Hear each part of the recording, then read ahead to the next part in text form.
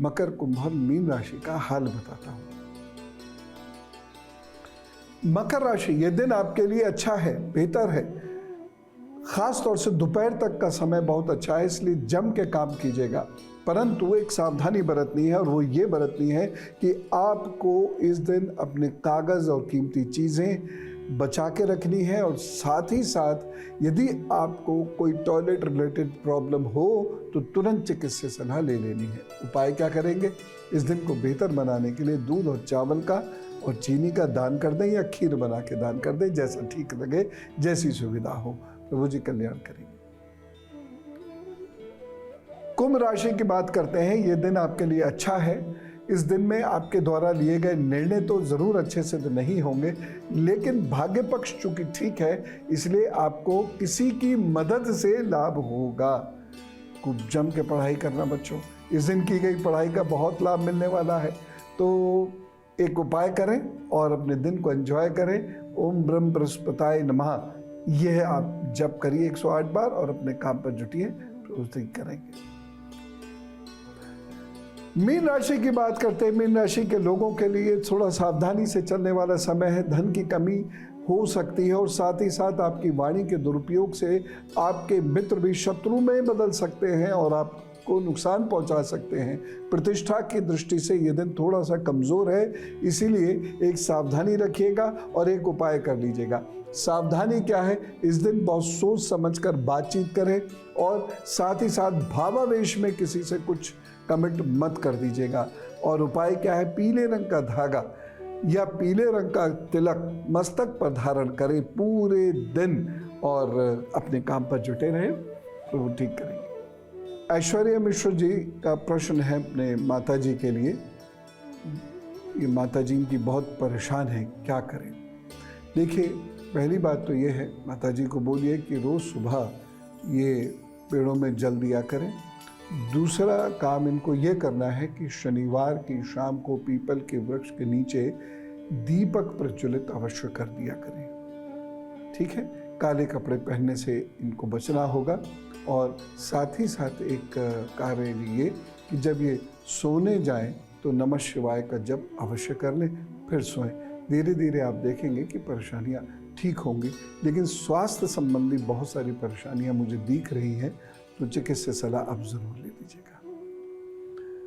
इससे पहले कि मैं आपको एक जबरदस्त अचूक उपाय बताऊं, मैं उनकी बात कर लेता हूं जिनका है आज जन्मदिन। तो जिनका भी जन्मदिन है, उन्हें जन्मदिन की बहुत सारी शुभकामनाएं, बहुत बहुत शुभेच्छा।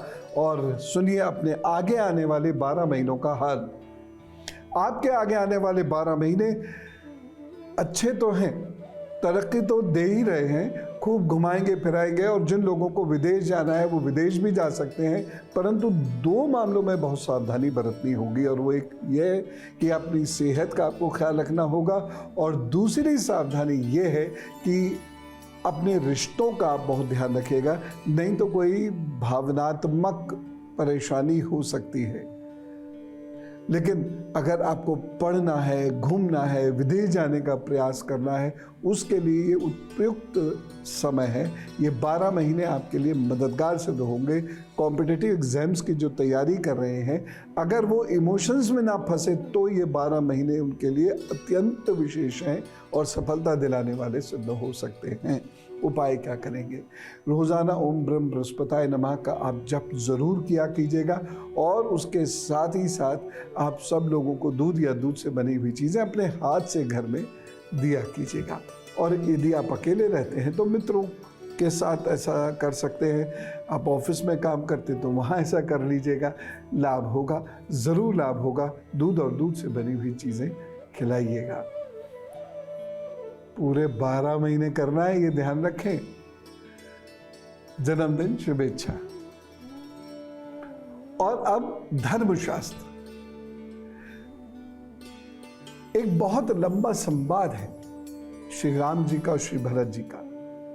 उसमें से मैंने 7 प्रश्न आपको बताने के लिए चुने, बाकी फिर कभी बताऊंगा। जब ये 7 प्रश्न आप सुनेंगे ना, तो समझ में आएगा कि राम राज्य क्या, श्री राम जी की बुद्धि कहां तक चलती थी, कितने दूरदृष्टा हुए थे। और कितना उनका भरत जी के प्रति लगाव भी था और विश्वास भी था कि उन्होंने वो प्रश्न पूछे और उनको यह आश्वासन भी मिल गया कि भरत जी उनका राज उन्हीं की तरह से या उनके पिता दशरथ की तरह से या पृथु दिलीप आदि की वजह से की तरह से वह चलाएंगे। देखिए, जो महान लोग होते हैं उनकी बातचीत का, उनकी सोच का स्तर अलग होता है, उनकी भाषा और उसका तरीका ही अलग होता है। तो श्री राम जी प्रश्न पूछ रहे हैं बस, और भरत जी सचेत होते चले जा रहे हैं और इसकी वजह से अयोध्या और मजबूती के साथ उभर रहा है और बली होगा। पहला प्रश्न क्या था? इक्ष्वाकु कुल के गुरु वशिष्ठ जी की पूजा करते हो या नहीं? भारत में गुरुओं का एक बहुत बड़ा स्थान रहा है और गुरु पूजा का एक बहुत बड़ा स्थान रहा है, विशेष स्थान रहा है, और ये पूजा प्रतिदिन होती है। तो यही वो पूछ रहे हैं, गुरु वशिष्ठ की पूजा हो रही है कि नहीं हो रही, या आपने अपने गुरु को नकार दिया है या इग्नोर मार दिया है? ये नहीं कर सकता कोई भी धार्मिक या आध्यात्मिक व्यक्ति, इसलिए श्री राम जी ये पूछते हैं। प्रश्न नंबर 2, तीनों माताएं आपसे प्रसन्न हैं कि प्रसन्न नहीं हैं? ये कितना बड़ा प्रश्न है, कितना महत्वपूर्ण प्रश्न है।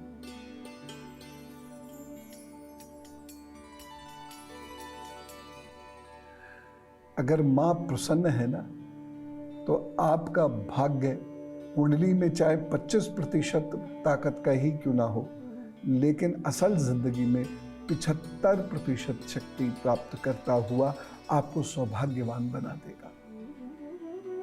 अगला प्रश्न क्या पूछते हैं?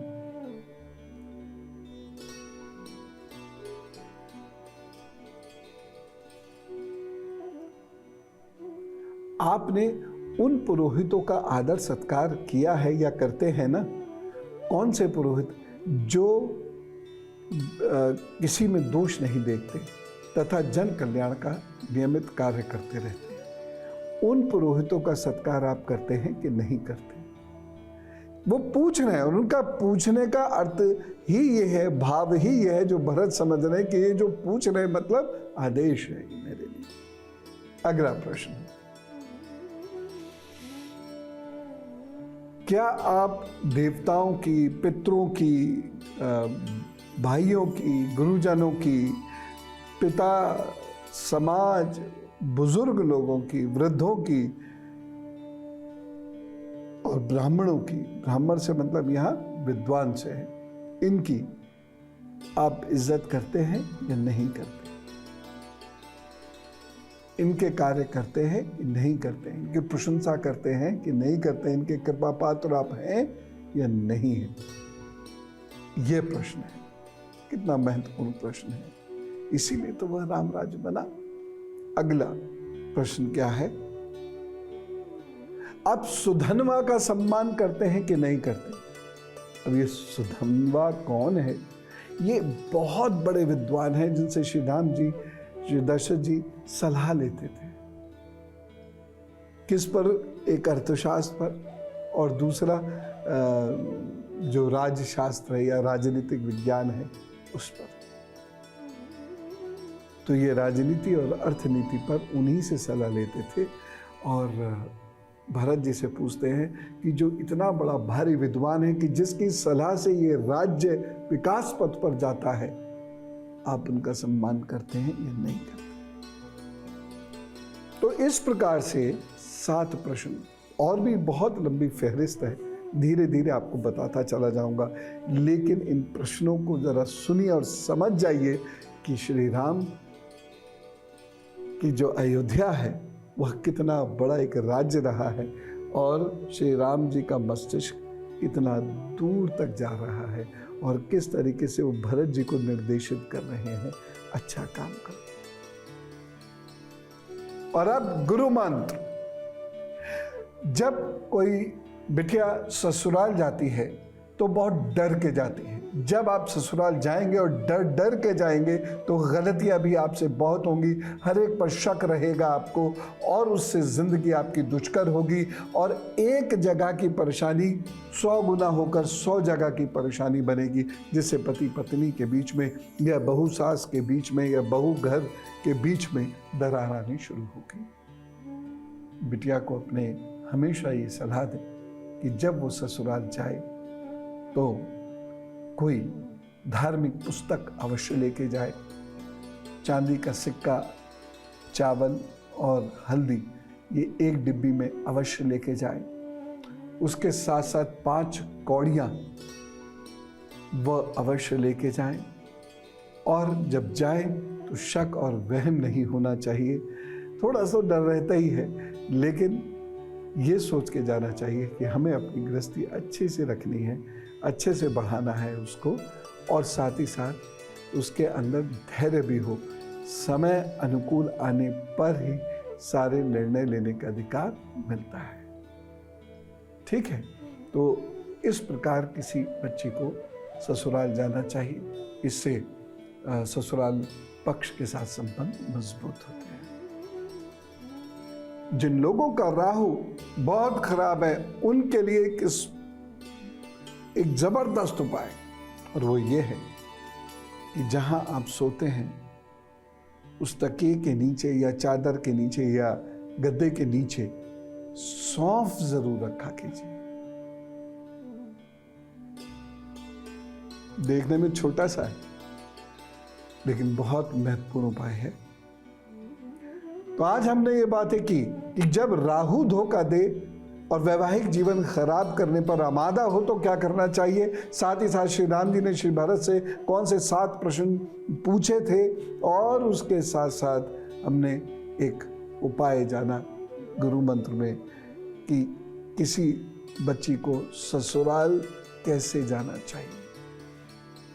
आप सब लोग खूब खुश रहें। मैं माँ के चरणों में आप सभी लोगों की खुशी की, शांति की, इस देश समाज की खुशी और शांति की प्रार्थना करता हूँ और निवेदन करता हूँ आपसे कि बोलिए राम राम, नमस्कार, भारत माता की जय।